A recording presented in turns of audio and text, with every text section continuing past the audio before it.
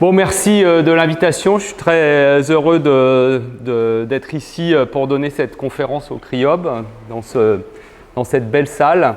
Donc, le sujet de ce soir va être les communications acoustiques animales.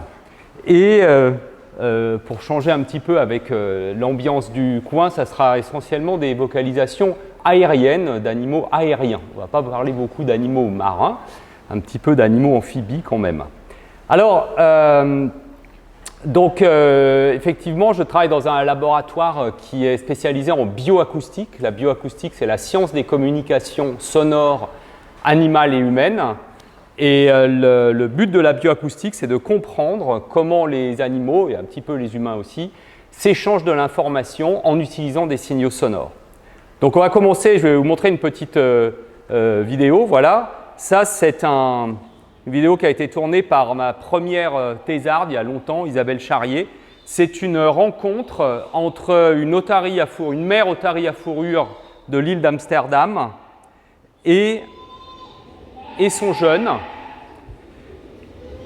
La mère a laissé son jeune depuis 3 semaines sur l'île et au bout de 3 semaines, elle rentre et elle doit retrouver son jeune. Et ces retrouvailles, comme vous venez de le voir, sont essentiellement médiées par l'acoustique. Et bien typiquement, en bioacoustique, un chercheur en bioacoustique, il va s'intéresser à ce genre de phénomène, il va observer ça et il va chercher à comprendre comment ça marche. Quelles sont les informations qui sont codées dans les signaux et comment les individus font pour les produire et aussi pour décoder l'information dans ces signaux. Alors typiquement, la bioacoustique, c'est un domaine, c'est un peu l'arche de Noé. D'ailleurs, dans notre labo, c'est un peu l'arche de Noé. Hein. On travaille depuis les poissons jusqu'aux humains, en passant par les crocodiles, les oiseaux et les bonobos. Parce qu'il y a un certain nombre d'animaux qui utilisent des sons à la surface de notre planète, des insectes, des oiseaux, des mammifères, et un certain nombre d'entre eux nous donnent des modèles d'études très intéressants. Alors, pour donner une autre idée de ce que peut être l'étude des communications acoustiques animales, ce que vous entendez là, c'est un cri de détresse d'un jeune crocodile du Nil qu'on tient en main, comme s'il y avait une attaque de prédateurs. Je vous en parlerai longuement tout à l'heure. Ce cri de détresse, eh bien, vous envoyez un spectrogramme ici, c'est-à-dire qu'une représentation graphique. Et le boulot de la bioacoustique, c'est de comprendre ce qu'il veut dire, en fait. Comment il est produit et ce qu'il veut dire. Et si on fait un parallèle avec des archéologues, par exemple, à droite, vous avez le disque de Phaistos qui a été trouvé en Crète il y a un certain nombre d'années déjà. Et voilà, là aussi, il y a un code et personne ne sait ce que ce code signifie. D'accord ? Donc, c'est un peu le parallèle. Nous, on a des animaux qui émettent des signaux et on veut savoir comment ces signaux codent pour l'information et comment les individus qui vont recevoir, qui vont entendre ces signaux, vont décoder cette information. Alors, je vous mets un petit schéma ici qui a l'air compliqué, mais en fait qui ne l'est pas trop. C'est le principe de base d'une communication acoustique animale. Donc déjà, vous avez toujours un animal émetteur qui va produire un signal, d'accord, produire un son, et dans ce son, il va coder une certaine quantité d'informations. On verra après quel type d'informations peuvent être codées dans ces signaux. Un certain volume d'informations, on dit. Ensuite, ce signal acoustique, ces ondes sonores, elles vont se transmettre dans l'environnement, alors soit à courte distance, par exemple là je suis en train de vous parler, mes ondes sonores se transmettent sur quelques mètres, mais pensez à des oiseaux, par exemple, territoriaux qui défendent leur territoire et qui sont à 100 ou 200 mètres l'un de l'autre. Leurs chants doivent se transmettre sur cette distance, et pendant cette transmission, eh bien, les signaux sonores sont modifiés, sont atténués par exemple, on les entend moins fort, mais il y a d'autres modifications aussi. Ce qui fait qu'en principe, le volume d'information, la quantité d'information diminue au cours de ce transfert, ce qui peut poser un problème pour transmettre l'information, pour communiquer. Et à l'issue de cette transmission du signal, eh bien, on a toujours au moins un individu récepteur dont le travail là va être d'entendre le signal et de décoder l'information et éventuellement d'y répondre par une réponse comportementale. Voilà, ça c'est le schéma de base d'une communication animale, comme on le verra tout à l'heure. Souvent ce schéma est beaucoup plus compliqué parce qu'on a de multiples animaux, de multiples individus qui peuvent être tour à tour émetteurs et récepteurs dans le milieu. Du point de vue des méthodes d'investigation, c'est-à-dire comment on fait pour étudier ces communications animales, alors de manière basique, si vous voulez, la méthode est assez simple. D'abord, il faut qu'on enregistre ces signaux. Ensuite, on va en analyser la structure, d'accord, donc par des méthodes d'analyse du signal. Et puis derrière, et ça, nous, on y tient beaucoup en tant que spécialiste du comportement animal, on va en principe poser des questions aux animaux, c'est-à-dire en leur faisant écouter des sons avec des haut-parleurs et observer leurs réponses. Je vous donne un exemple. Ici, vous avez la même otarie que tout à l'heure, la petite otarie. Vous entendez la voix de sa mère, et vous voyez que la petite otarie est très intéressée par la voix de sa maman, mais elle va être un petit peu déçue parce que la voix de sa maman était mise par ce haut-parleur. Voilà. Donc vous avez ici un moyen expérimental de poser des questions à l'animal. Et par exemple, imaginez que par ordinateur, on ait modifié la structure acoustique de la voix de sa mère. On va pouvoir savoir si les modifications qu'on apporte gênent la reconnaissance de la voix de la mère par le petit ou pas, par exemple. Voilà. Donc ça, c'est un peu l'outil de base de la bioacoustique. Alors, quelles sont les informations qui peuvent être codées dans les signaux animaux? Alors, bon, il y en a de multiples. Moi, on les classe dans deux grandes catégories, et c'est ces deux grandes catégories qu'on va regarder maintenant ensemble en prenant des exemples. Je vais pas être théorique, je vais vous emmener sur le terrain, voir des choses qu'on a fait en recherche. Alors, une première catégorie d'informations qui peuvent être contenues qui sont très souvent codées dans les signaux acoustiques des animaux et des humains aussi d'ailleurs, c'est ce qu'on va appeler des informations statiques. Statiques, ça veut dire que ce sont des informations qui sont stables dans le temps, et typiquement ces informations, ce sont des informations d'identité. Alors, vous le savez sans doute, les chants des oiseaux diffèrent d'une espèce à l'autre, d'accord ?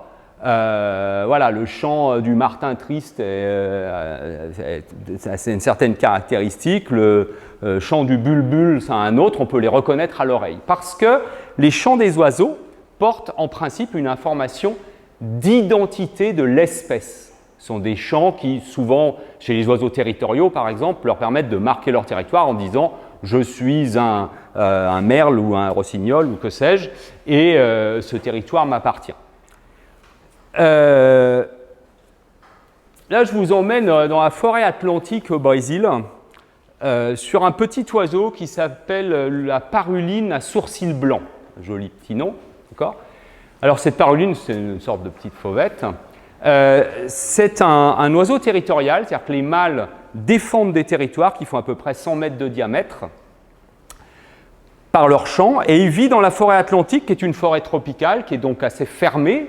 Autrement dit, après une très courte distance, il n'est plus possible de se voir, les oiseaux ne se voient pas, ils ne font que s'entendre.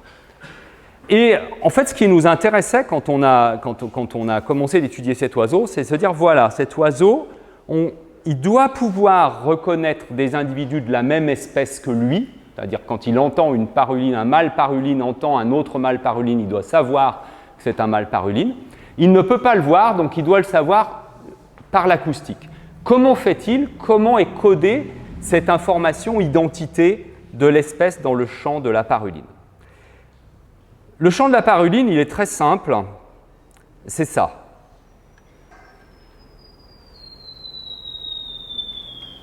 Voilà, c'est une descente de notes très régulière en fréquence, depuis des notes très aiguës jusqu'à des notes plus graves.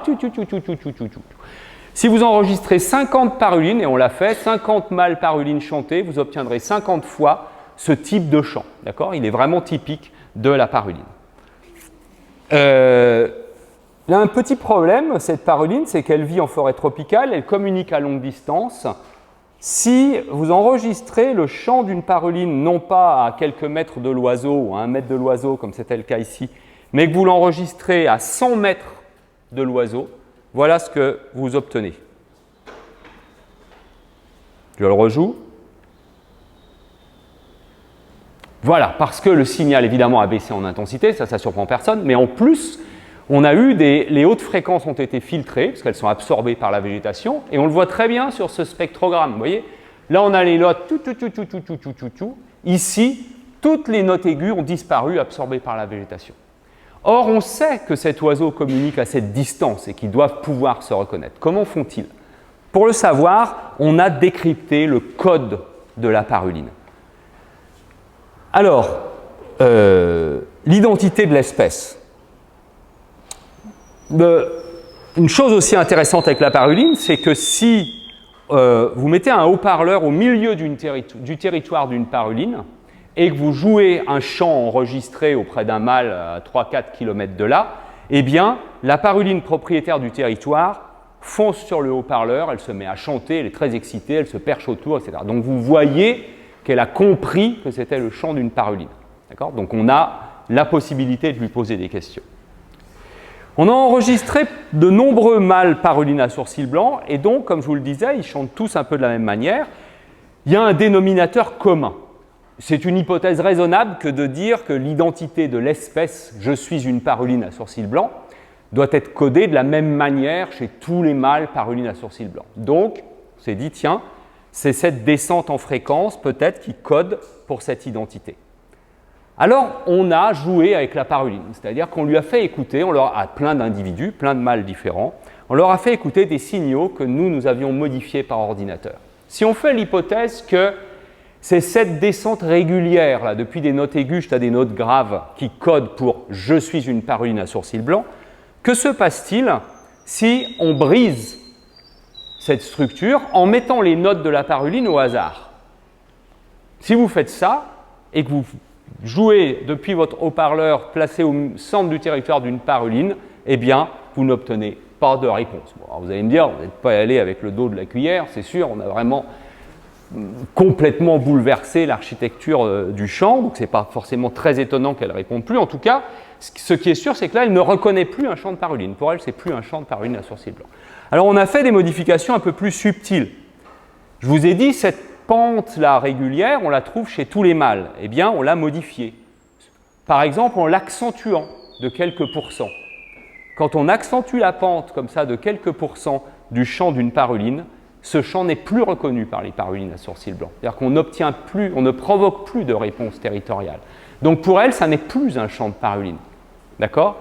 Et si on diminue la pente au lieu de l'augmenter, pour nous, ça sonne toujours quand même un peu comme la paruline à sourcils blancs. Hein. Eh bien pareil, plus de réponse des gens. Et il suffit d'une toute petite modification de cette pente pour perdre la réponse. Et donc, ça revient à casser le code « je suis une paruline à sourcils blancs ». D'accord ? C'est comme ça, par cette démarche expérimentale, qu'on arrive petit à petit à comprendre comment sont codées les informations.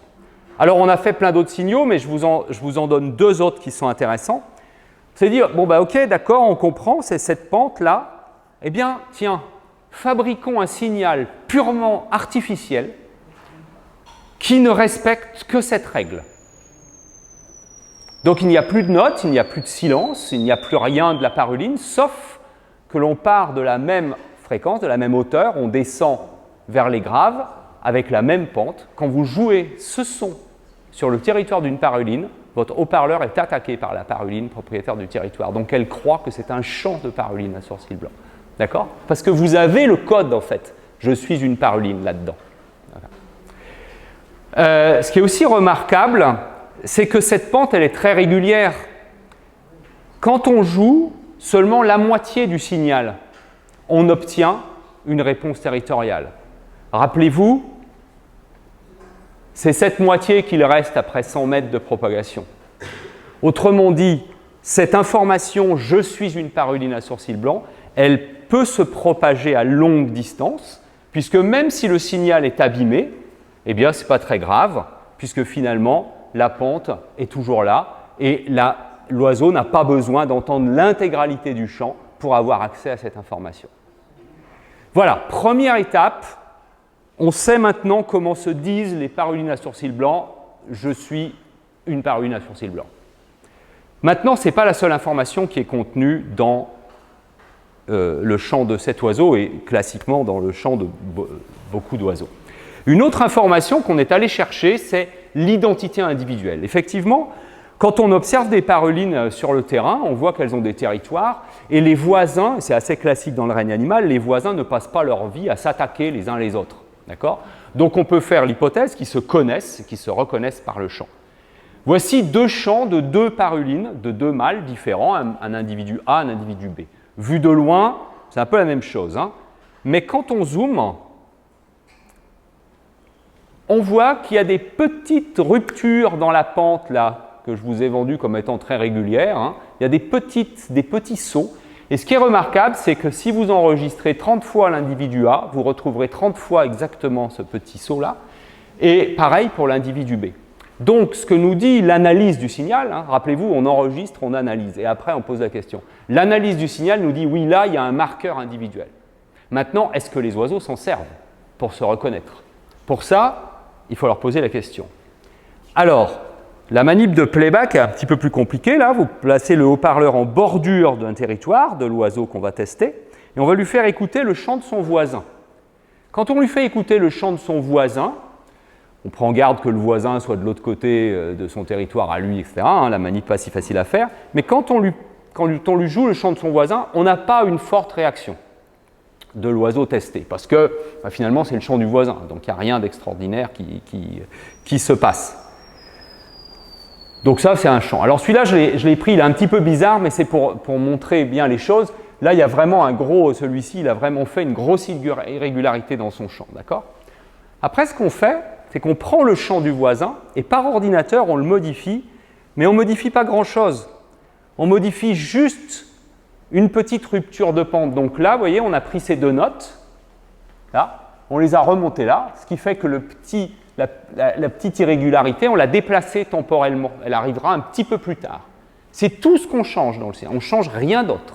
Mais quand on joue ce chant au voisin de cet oiseau-là, d'accord, l'oiseau testé réagit comme si c'était un oiseau qu'il n'avait jamais entendu auparavant.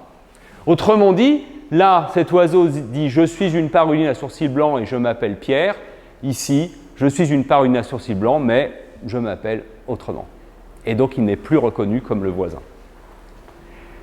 Ce qui est assez amusant, c'est que ces irrégularités de pente, elles sont présentes essentiellement dans la première partie du signal, et c'est cette première partie qui disparaît au cours de la propagation.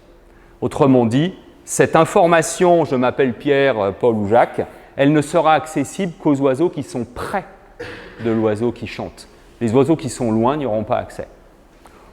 C'est finalement assez logique, hein, parce que c'est essentiellement les oiseaux près qui ont besoin de connaître les identités individuelles de leurs voisins. Pensons aussi, ont une petite pensée aussi pour les femelles qui doivent savoir reconnaître, probablement, ça on ne l'a pas testé, mais qui doivent probablement savoir reconnaître leurs partenaires et les voisins d'à côté. Voilà, donc cette information identité individuelle, c'est une sorte d'information privée, en quelque sorte, à côté de l'information publique de l'identité de l'espèce. Voilà, donc les signaux acoustiques, avec l'exemple de la paruline, on vient de le voir, les signaux acoustiques peuvent coder pour des informations statiques, stables, d'identité. D'accord ? Alors j'avais l'exemple des hippopotames, mais le temps passe vite, alors je le passe, tant pis, je le ferai un autre jour. On va aller maintenant là-dessus. Donc, information de type statique. Maintenant, un autre type d'information qui est codé dans des signaux acoustiques animaux, c'est des informations dynamiques, c'est-à-dire qui vont être beaucoup plus liées à l'état du moment, par exemple des informations de l'état de stress, des émotions, des choses comme ça. Alors on va prendre un exemple, là aussi un peu particulier, hein, puisque c'est l'exemple des crocodiles. Alors au laboratoire, nous, ça fait pratiquement une quinzaine d'années maintenant qu'on étudie la communication acoustique chez les crocodiles. Ce que vous entendez là, ce sont des petits signaux, des petits cris de détresse de jeunes caïmans à lunettes émis par un haut-parleur. Et vous voyez là la réponse de la femelle, qui est une caïman jacaré, pour être précis, et filmée dans les marais du Pantanal au Brésil. Voilà, donc en manip sur le terrain. Alors, un petit mot sur les crocodiles. D'abord, les crocodiles, vous savez, on les groupe souvent avec les reptiles parce que c'est pratique. En fait, le groupe des reptiles, il n'est pas très cohérent du point de vue de l'évolution. Les crocodiles, en fait, ce sont des cousins des oiseaux. Ils sont très proches des oiseaux. Ils font partie d'un grand groupe qu'on appelle le groupe des archosaures, dans lequel vous avez les dinosaures et les ptérosaures. D'ailleurs, les oiseaux sont les dinosaures actuels. Et les crocodiles, donc, sont assez proches des oiseaux. Et ils ont des traits communs avec les oiseaux. En particulier, alors ils pondent des œufs, vous allez me dire, il n'y a pas que les archosaures qui pondent des œufs, c'est sûr. Ils pondent des œufs. L'autre chose, c'est qu'il y a des soins parentaux chez les crocodiles. C'est-à-dire que les parents, alors chez de nombreuses espèces, c'est la mère, mais chez un certain nombre d'espèces, ça peut être les pères, qui s'occupent des œufs, c'est-à-dire surveillent le nid. Alors ils ne couvent pas, mais ils surveillent le nid. Et ensuite, ils vont s'occuper des jeunes, c'est-à-dire qu'ils vont rester avec les jeunes pendant un certain temps et les protéger des prédateurs. Ils ne les nourrissent pas, il y a quelques anecdotes sur la question, mais en fait, ils ne les nourrissent pas. Par contre, ils les protègent vis-à-vis des prédateurs. Un jeune crocodile, ça fait 25-30 cm à la naissance, donc c'est une proie facile pour des tas d'animaux, y compris d'autres crocodiles d'ailleurs. Et puis l'autre point commun avec les oiseaux, c'est qu'il y a de la communication acoustique chez les crocodiles. Alors c'est sûr que les crocodiles, ce n'est pas des rossignols, on est d'accord, mais ils émettent des sons. Alors en particulier, donc je vous disais, voilà, ça c'est une mère crocodile de l'Orénoque, au Venezuela, sur son nid, elle a creusé dans le sable, elle a pondu ses œufs, et ils vont rester là-dedans 3 mois, et pendant 3 mois, elle va rester à côté du nid pour le défendre. Au bout des 3 mois, c'est l'éclosion. L'éclosion, au moment de l'éclosion, juste avant l'éclosion, les petits émettent des petits cris d'éclosion que je vais vous faire entendre. Et puis ensuite, la mère ou le père, comme je vous disais, vont prendre les œufs, va déterrer les œufs et va aider les jeunes à sortir en craquant les coquilles, puis va emmener les jeunes à la rivière ou à l'étang et va rester avec eux pendant, alors ça dépend des espèces, ça peut être quelques semaines, mais parfois c'est quelques mois. Voilà. Et pendant ces moments, depuis le pré-éclosion jusqu'au moment où l'adulte passe avec les petits, il y a des vocalisations qui sont échangées. Quand on a démarré nos études sur les crocodiles, donc il y a une petite quinzaine d'années, il n'y avait vraiment pas grand-chose de connu. Il y avait une sorte de savoir empirique de la part des éleveurs de crocodiles, mais il n'y avait pas de publication sur le truc. Donc nous, on a fait des choses assez simples en fait, pour essayer de voir, pour tester si ces cris, ces vocalisations émises par les crocodiles, les petits crocodiles, étaient des signaux de communication, est-ce qu'ils portaient de l'information. Donc la première expérience qu'on a faite est très simple. On est allé dans un élevage de crocodiles, on a enregistré des œufs prêts à éclore. Ça, c'est pas difficile, il suffit de les secouer un tout petit peu et ils se mettent à crier et on les enregistre. Et ensuite, on a fait des expériences de playback. 2 types d'expériences. Première expérience, on prend des œufs matures qui sont à 3 mois de maturation, qui sont prêts à éclore et on leur fait écouter ces cris d'éclosion. Ça, c'est la première playback qu'on a fait. Et le deuxième playback qui est un petit peu plus difficile à réaliser, c'est, on l'a fait en captivité quand même, ça. On va vers des femelles qui sont en train de garder un nid, qui lui aussi arrive normalement à maturité. Alors en captivité, en principe, les œufs sont enlevés, mais les femelles ne s'en rendent pas compte, donc elles continuent de couver. Là, c'est du crocodile du Nil. Donc on écarte la femelle, qui n'est pas toujours très d'accord.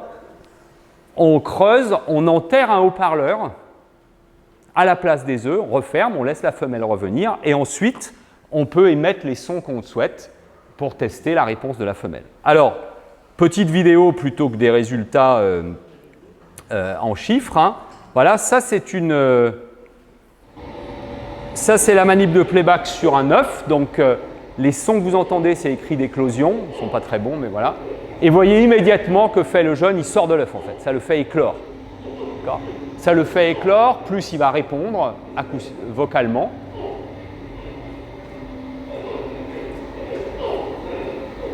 Voilà. Hein. Et donc il sort. Donc imaginez un nid, de crocodile dans lequel il y a 50, 60, 80 œufs. Et puis voilà, tout le monde devient mature, ils commencent de crier les uns après les autres, tout ça, ça monte. Et là, eh bien, qu'est-ce que ça fait? Ça synchronise les éclosions en fait.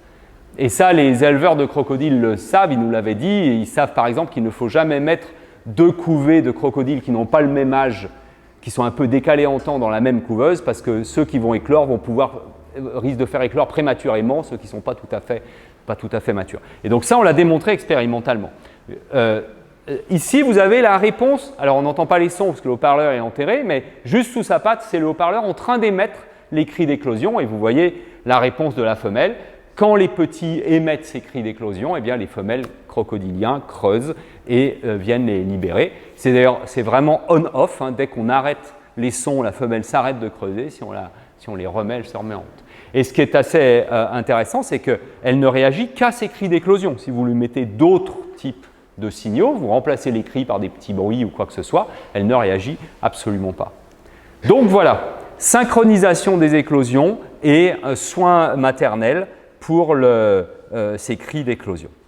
Bon, on a voulu en savoir plus, parce que c'est quand même rigolo de travailler sur les crocodiles.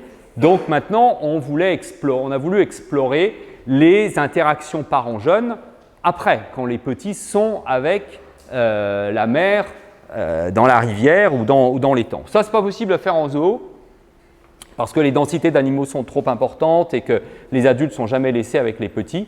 Donc, on est parti sur le terrain et on a monté une petite expédition au Guyana, qui est donc l'ancienne Guyane britannique, en Amérique du Sud, sur la rivière Rupununi, que vous voyez là, avec un animal assez fascinant.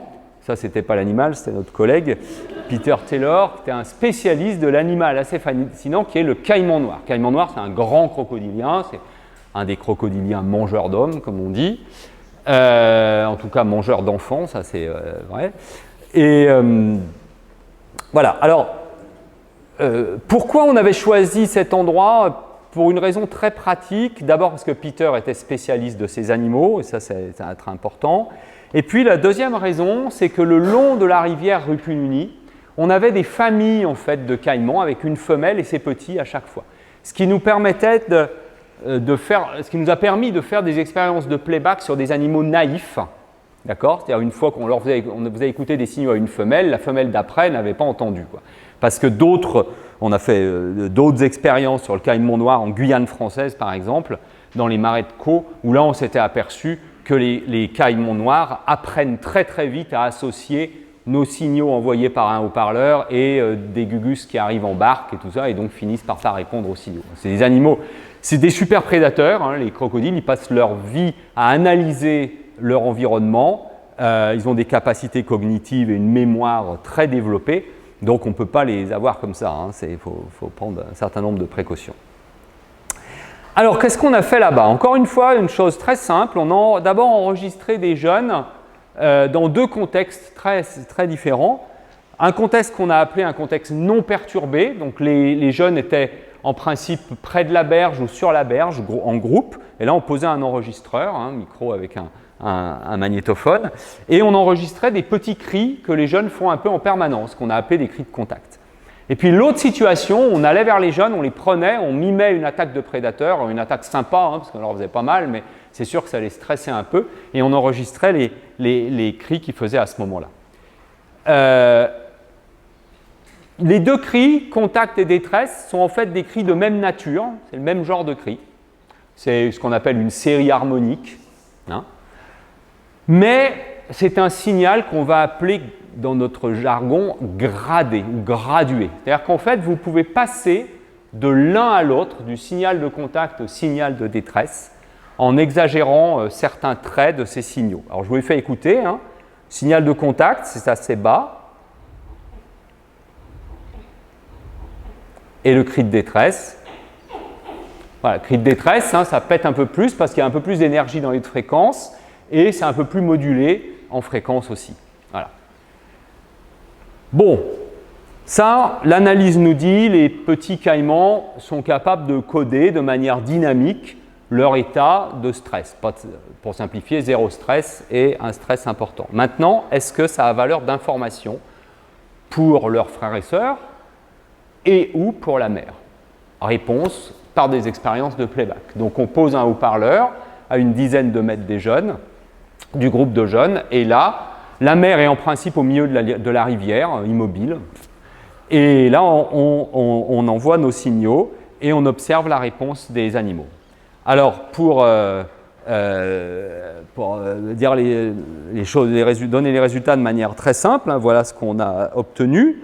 Quand on joue des cris de contact, les mères ne réagissent absolument pas, ce qui n'est pas très surprenant puisque c'est ce que font leurs jeunes un peu de manière permanente. Par contre, les jeunes sont attirés par le haut-parleur et viennent se grouper autour du haut-parleur. Donc ce sont vraiment des cris qui permettent la cohésion du groupe de jeunes. Et quand on émet les cris de détresse, alors là, les jeunes s'immobilisent, plus de mouvement, ou beaucoup moins en tout cas, et par contre les mères réagissent très fortement, foncent sur le haut-parleur, parfois en rugissant, etc. Et elles font vraiment une réponse très, très différente. Voilà. Donc finalement, des cris, à une extrémité du spectre, les cris servent à la cohésion du groupe de jeunes, et à l'autre extrémité du spectre, ils servent à attirer la mère pour qu'elle vienne les défendre. Donc ce signal gradé, là, qui code cette information de manière dynamique, permet en fait à ces animaux de cibler leur auditeur, en fait. D'accord ? Voilà. Donc, ces signaux acoustiques peuvent coder pour des informations dynamiques.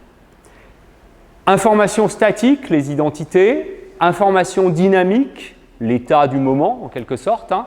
Alors, il y en a plein, hein, on pourrait évidemment en parler pendant des heures hein, de ces types d'informations, mais c'est pour vous fixer un peu les idées.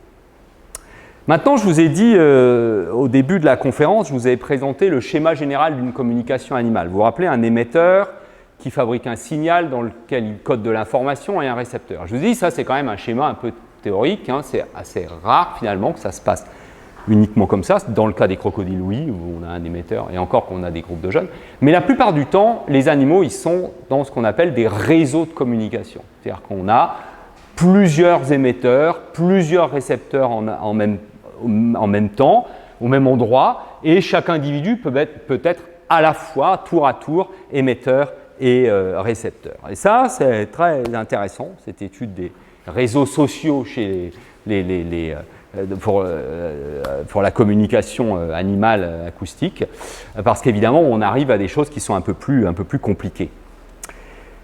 Alors, je vais prendre un exemple sur lequel on travaille au laboratoire en collaboration d'ailleurs avec Isabelle Charrier et puis aussi des collègues de l'Université de Santa Cruz en Californie. Ça nous rapproche un peu de la mer, enfin des mers froides quand même là. Hein. C'est l'éléphant de mer. Alors l'éléphant de mer du Nord, parce qu'il y a deux espèces d'éléphants de mer, ça c'est l'éléphant de mer du Nord.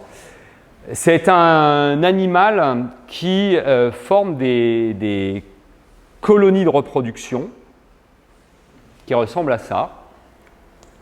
Donc c'est un animal marin, c'est-à-dire qu'il passe l'essentiel de son temps dans l'eau, à se nourrir, essentiellement au sud de l'Alaska. Et puis, quand vient la saison de reproduction, ils descendent sur les côtes californiennes et mexicaines pour former ces colonies de reproduction. Donc c'est des voyages de plusieurs milliers de kilomètres. Les premiers animaux arrivent autour de mi-novembre et ils vont rester jusqu'à mi-février, donc ils restent très longtemps sur ces colonies, et pendant ces mois, ils ne boivent pas, ils ne mangent pas, et ils perdent jusqu'à 30% de leur poids. Donc c'est pour vous donner une idée de la pression que ça peut exercer sur leur organisme, et du fait qu'ils viennent pas là par hasard, hein, probablement. Alors, la première fois qu'on est arrivé sur cette plage avec Isabelle, on ne comprenait pas grand-chose, mais en fait, il y a une sorte de structure sociale. C'est-à-dire que vous avez certains mâles qu'on va appeler les mâles alpha, ne sont pas forcément plus gros que les autres. Bon, évidemment, c'est des mâles matures, adultes. Hein.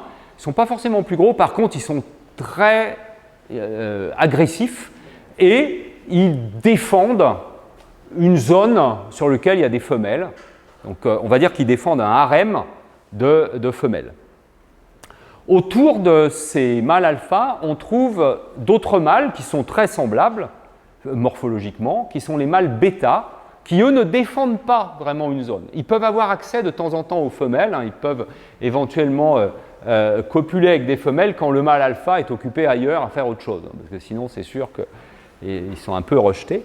Et puis on a des mâles souvent un peu plus jeunes, qui sont des mâles périphériques, et qui ceux-ci sont systématiquement rejetés par les autres, par les alpha et les bêta.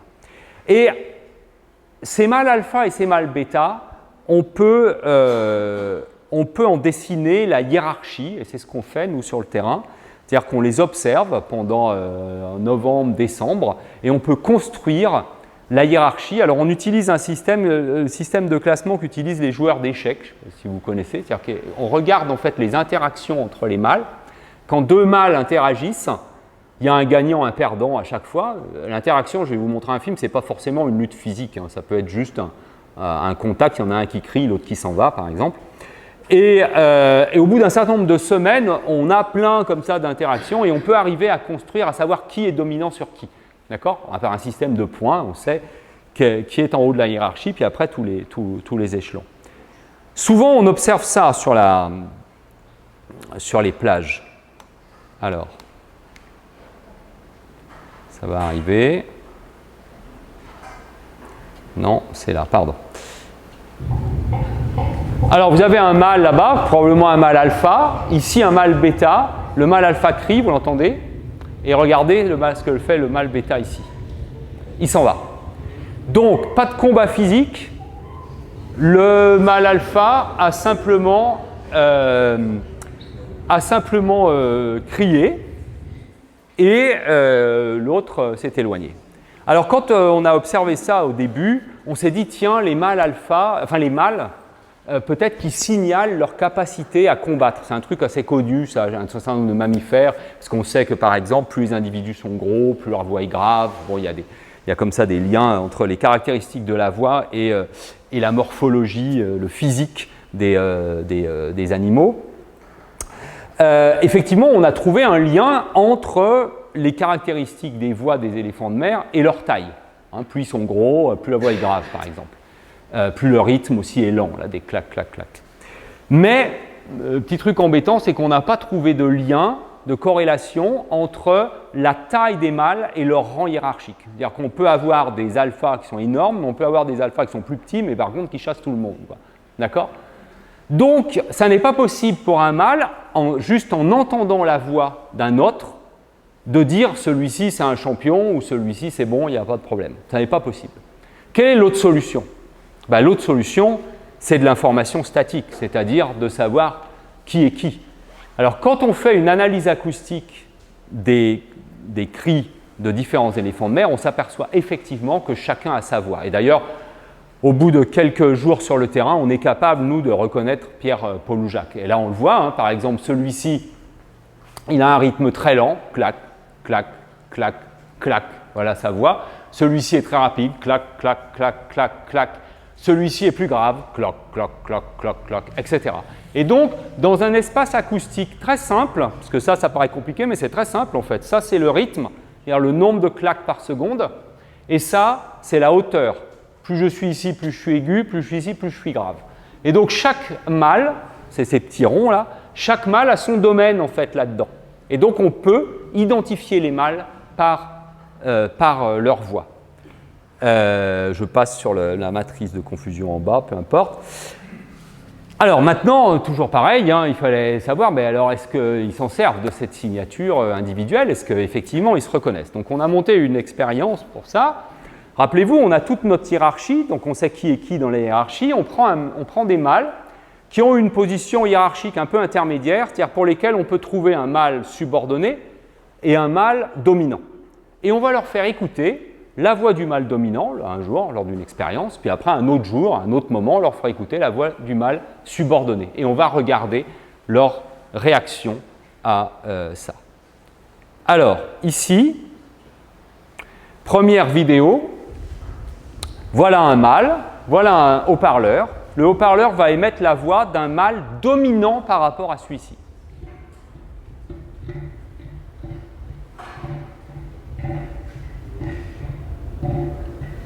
voyez qu'il n'y a pas d'autre mal derrière, hein, rien, il n'y a que le son.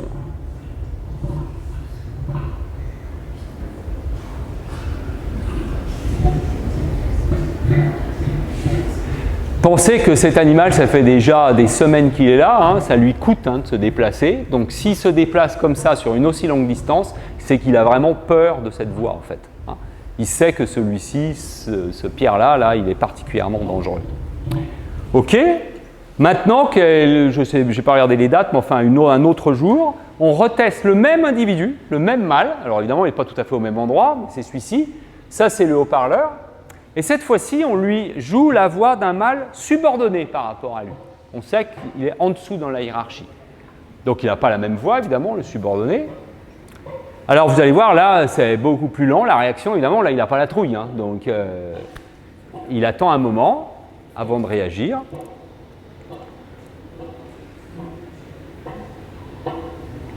Et puis au bout d'un moment, voilà, ça l'énerve. Et qu'est-ce qu'il fait? Il crie, parce que là, c'est la posture de cri. Et il fonce sur le haut-parleur. D'accord?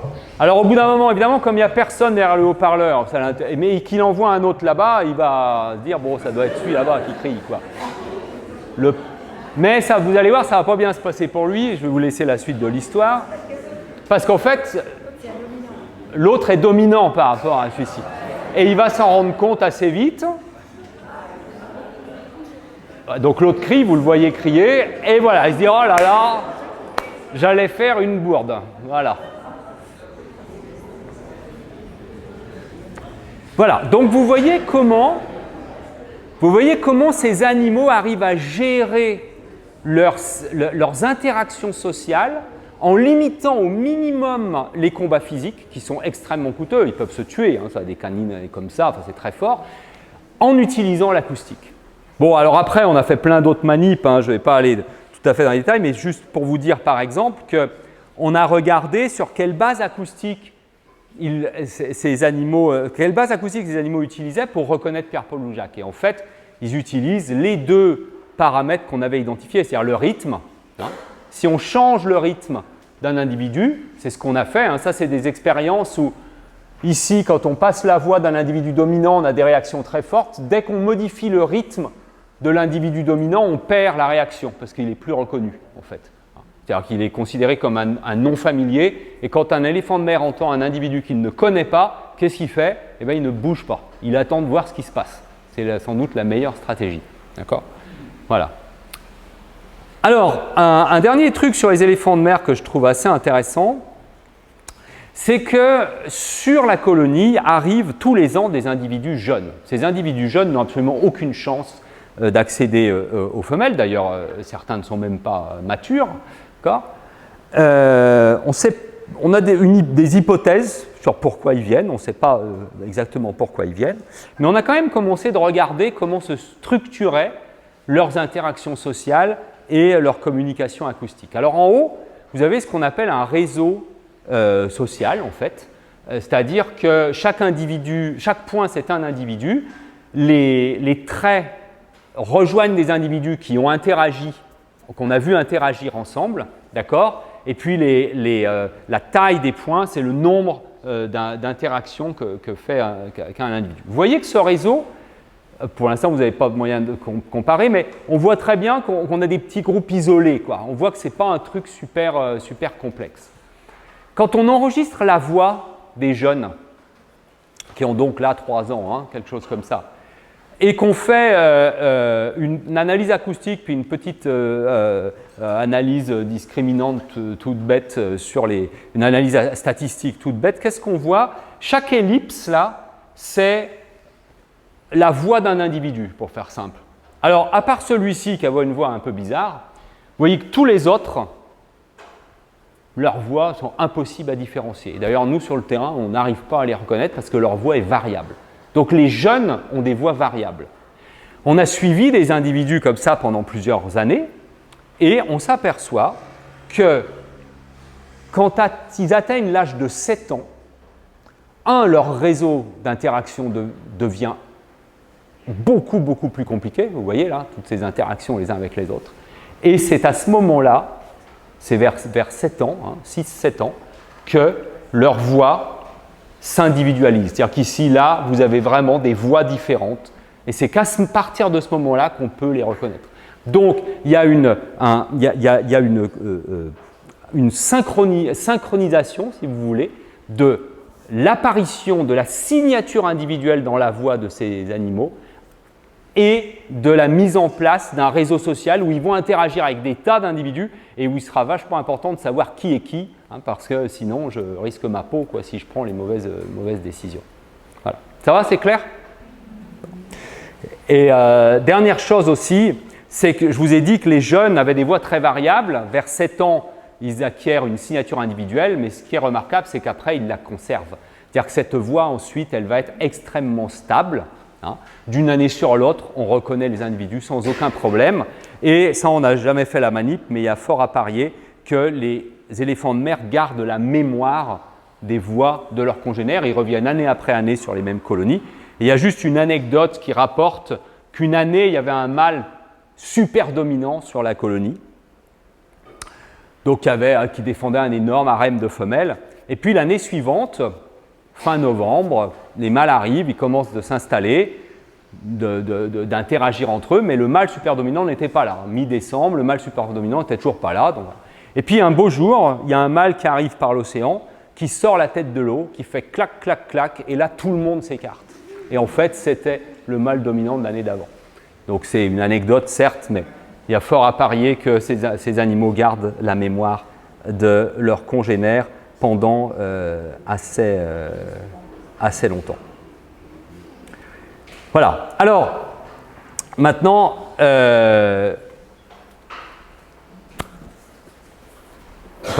Maintenant, on a dit information statique, information dynamique, importance des réseaux de communication. Ce qu'il faut aussi réaliser dans les communications acoustiques, c'est qu'il y a une importance notoire, enfin, vraiment à ne pas manquer, quoi, de l'expérience et de l'entraînement, de tout un tas de choses qui vont moduler en quelque sorte la manière dont les individus vont décoder de l'information.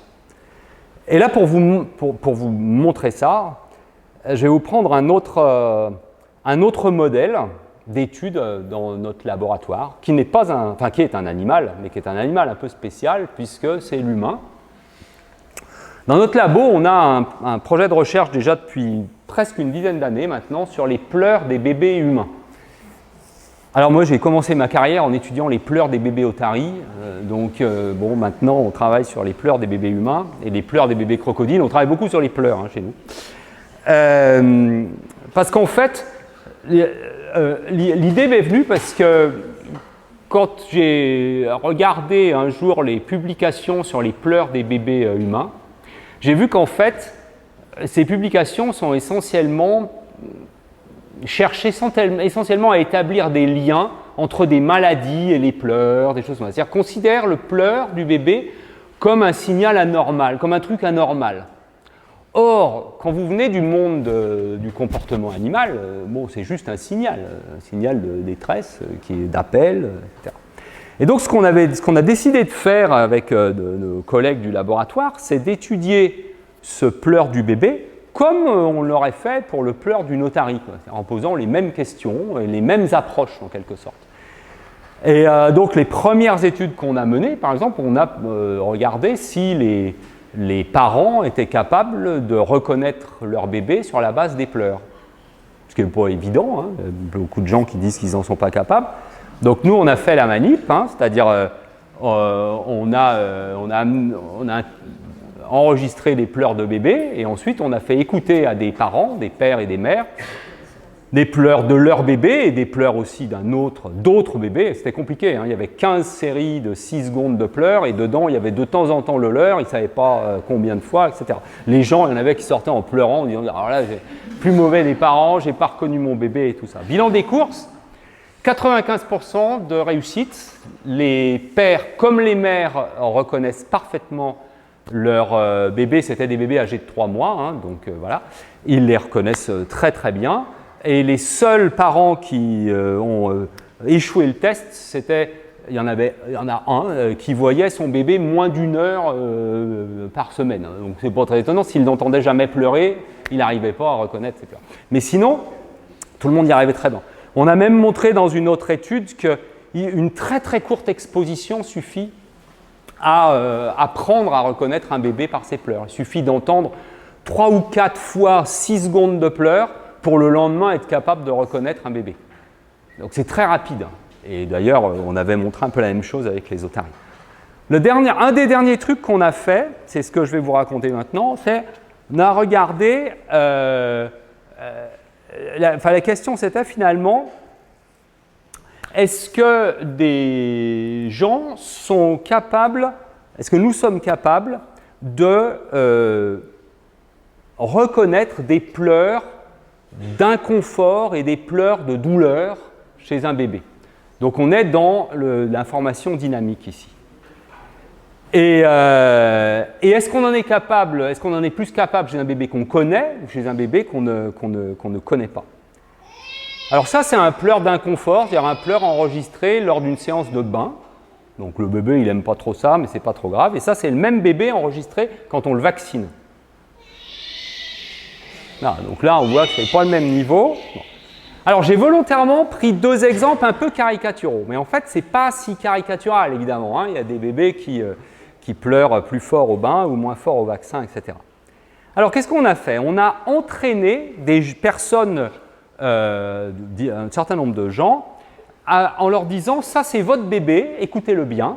Donc ils avaient très peu d'entraînement, ça durait 2 jours. Sur 2 jours, ils entendaient 8 fois le pleur d'un bébé pendant 6 secondes. Mais on savait par d'autres expériences que ça suffisait à s'approprier les pleurs d'un bébé. Et ils n'entendaient que des pleurs d'inconfort. Ils n'entendaient pas des pleurs de douleur de ce bébé. Et puis ensuite, le lendemain, on leur faisait écouter des pleurs ce même bébé d'inconfort, pas les mêmes que la veille évidemment, mais des pleurs d'inconfort et des pleurs de douleur. Et on leur faisait écouter aussi des pleurs d'inconfort et de douleur d'un autre bébé qu'ils ne connaissaient absolument pas. Et à chaque fois, à chaque écoute, on leur demandait c'est un pleur de douleur ou c'est un pleur d'inconfort? Autrement dit, est-ce que vous pouvez le laisser pleurer ou est-ce qu'il faut y aller tout de suite, quoi? D'accord, c'est parce que c'est ça en fait le truc à décider après. Et ce qu'on a fait, c'est qu'on a testé des groupes de gens qui différaient de par leur expérience avec les bébés. On a testé des gens qui n'avaient jamais vu un bébé de leur vie. Donc des jeunes adultes, 25-30 ans, qui n'avaient jamais été en contact avec des bébés. Pas de frères et sœurs, pas de babysitting, pas de bébés eux-mêmes, etc. On a testé des gens qui n'avaient pas d'enfants, mais qui avaient fait du babysitting ou qui avaient eu des frères et sœurs dont ils s'étaient un peu occupés. Puis après, on a testé des parents qui avaient des enfants de plus de 5 ans, donc qui avaient un peu oublié comment ils pleuraient. Et puis des parents qui avaient eux-mêmes des bébés jeunes à la maison. Et puis une dernière catégorie qui était des professionnels de santé, non parents, mais qui s'occupent d'enfants. Et voilà ce qu'on obtient. Je ne vais pas vous embêter avec les graphiques, on va être assez bref là-dessus. Voilà nos différentes catégories, depuis ceux qui n'ont jamais vu un bébé de leur vie, jusqu'à des parents en train de s'occuper de nourrissons à la maison. D'accord ? Donc ça, c'est le gradient d'expérience, ça c'est les professionnels, on va voir ça après. Et ici, voilà la capacité des gens à reconnaître un pleur de bain, un pleur de douleur. Les gens qui n'ont jamais entendu un bébé de leur vie sont incapables, quand on leur fait écouter un pleur de bébé, de savoir si c'est un pleur d'inconfort ou un pleur de douleur. Ils se trompent à chaque fois, c'est 50%. Alors, là, quand c'est la douleur, on voit bien que ça tire un petit peu, mais on est quand même sur le hasard. D'accord ? Quand vous avez fait un petit peu de babysitting, vous avez des enfants, vous êtes occupé de vos frères et sœurs un peu jeunes, là, vous arrivez à reconnaître un pleur de douleur du bébé sur lequel vous avez été entraîné. Un bébé inconnu, vous n'y arrivez pas, et pleurs de bain, vous vous gourrez sans arrêt. Si maintenant vous avez été parent, là, vous devenez bon, là. C'est-à-dire que là, maintenant, le bébé familier, il n'y a plus de problème. Vous arrivez à reconnaître, à classer correctement ses pleurs. Et même un bébé inconnu, on commence d'avoir une efficacité. Et puis, les parents en train de s'entraîner, alors eux, c'est des experts. C'est-à-dire qu'effectivement, non seulement ils reconnaissent très bien les pleurs du bébé, c'est du bain, c'est du vaccin, je peux le laisser pleurer, il faut que j'y aille, mais que le bébé soit familier ou pas. Ça, c'est une démonstration, d'accord, que l'expérience façonne la manière dont on décode l'information qui est codée dans du signal acoustique. Alors c'est une démonstration chez l'humain. Chez les animaux, il y a aussi plein de... Enfin, ça existe aussi, d'accord. Donc, il ne faut pas voir le décodage de l'information comme quelque chose d'automatique, de forcément inné, etc. L'expérience peut jouer un rôle absolument fondamental. Et contrairement à ce qu'on lit, alors pour les humains, hein, vous savez, on dit toujours, il suffit d'écouter, laisser aller votre instinct, machin, c'est pas vrai. Les gens entraînés, ils y arrivent beaucoup mieux que les gens non entraînés. D'accord. Et voilà. Bien. Voilà. Je prends encore 5 minutes ou on arrête là? Encore 5 minutes. Enfin, à moins que vous en ayez assez. Oui, bon. Non, je voulais juste terminer. Je vais être bref sur quelques applications pratiques, parce que j'ai tout le temps la question, donc je la devance. À quoi ça sert? Donc, il y a un certain nombre d'applications pratiques à la bioacoustique, et même de plus en plus, j'ai envie de dire. Alors, une première application qui est très liée à tout ce que je viens de vous raconter. Là, je vous ai parlé que de code, en fait, hein, et comment on décode l'information. Mais quand vous avez vu, quand on connaît le code, on peut agir sur le comportement d'un animal. Ça, c'est particulièrement employé pour effaroucher les animaux, par exemple. Donc, dans le laboratoire dont je suis issu, il y a donc longtemps, ils avaient mis au point, c'était Thierry Aubin qui avait mis au point un système d'effarouchage des oiseaux sur les aéroports. Et comment ils avaient fait ça? C'était en étudiant le codage de la détresse dans les cris des oiseaux. Quand ils ont compris comment était codée la détresse dans le cri des oiseaux, ils ont pu par ordinateur renforcer cette information, donc faire des super stimuli, si vous voulez, qui font dégager les oiseaux chaque fois. Bon, maintenant on ne prend plus l'avion, mais chaque fois avant qu'on décolle, s'il y a des oiseaux sur la piste, on envoie ces signaux et les oiseaux s'en vont. Voilà, ça c'est typiquement. Et actuellement au laboratoire, par exemple, nous on a une thèse qui est financée par la SNCF qui nous a demandé de trouver le cri qui va faire fuir les chevreuils à l'avant des TER. Parce qu'il y a énormément de collisions avec. Un autre domaine d'application complètement différent, vous avez vu, les vocalisations animales et humaines, elles peuvent porter des informations dynamiques qui sont liées finalement à l'état du moment de l'individu émetteur. Et donc, ça peut être des marqueurs de l'état physiologique de l'individu avec plein d'applications, bon évidemment pour le bien-être animal, hein, ça c'est sûr, mais aussi dans le domaine médical. Hein. Par exemple, on est en train de travailler nous, avec des médecins sur des problèmes de modèles de rongeurs dont les signaux vocaux en fait, nous donnent une indication de l'état physiologique. Voilà, je vais sauter ça, parce que sinon ça va être trop long. Alors, une autre application sur laquelle je ne m'étendrai pas, parce qu'il y a des gens qui sont plus compétents que moi ici sur le sujet, c'est l'impact des bruits anthropiques sur la faune. Hein, c'est-à-dire, vous savez, les activités humaines génèrent beaucoup de nuisances sonores, que ce soit dans le milieu marin ou le milieu aérien d'ailleurs. Et donc là, évidemment, la bioacoustique est très active dans ce domaine-là. Un autre domaine d'intérêt, c'est le suivi acoustique d'espèces animales. Alors je vous prends un exemple, parce que ça, on a un gars dans notre labo qui travaille là-dessus. Ça, c'est le lagopède alpin, c'est la perdrix des neiges.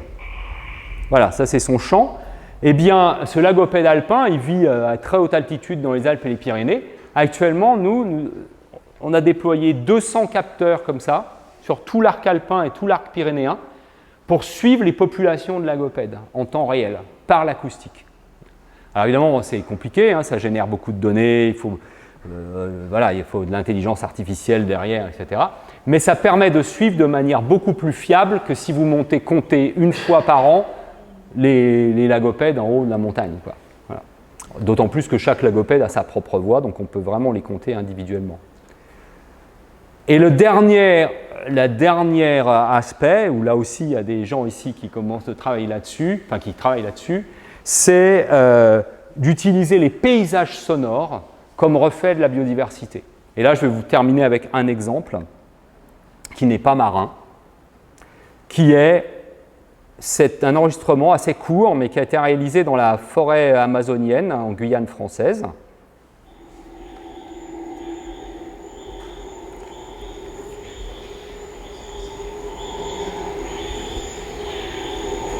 Donc on distingue différentes choses, dont un bruit un peu bizarre.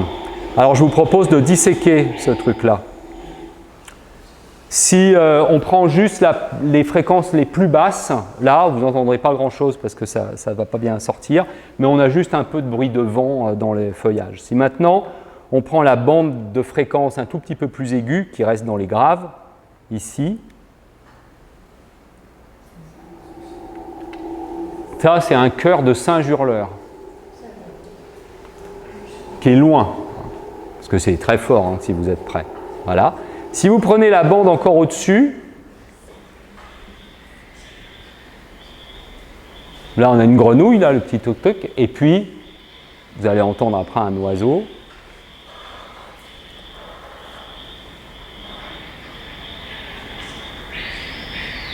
Voilà. Et la bande encore au-dessus, et bien là on entend des insectes. Donc vous comprenez qu'avec une analyse de ces paysages sonores, eh bien, on peut avoir une image, ce qu'on appelle un proxy en langage scientifique, une image de la biodiversité en fait. Alors évidemment, on n'a que les animaux qui produisent des sons, mais comme ils sont relativement nombreux, hein, eh bien, ça peut donner une image assez bonne. Et encore ici, on s'est arrêté à 8000 Hz, c'est-à-dire à peu près à ce qu'on est capable d'entendre, mais vous voyez ici un autre enregistrement au même endroit, mais simplement à une heure différente. Voilà ce que nous entendons, et voilà aussi tout ce qui existe au-dessus dans l'ultrason. Donc ça peut être extrêmement riche. Voilà, eh bien je vais m'arrêter là, parce que je crois que j'ai fait le temps.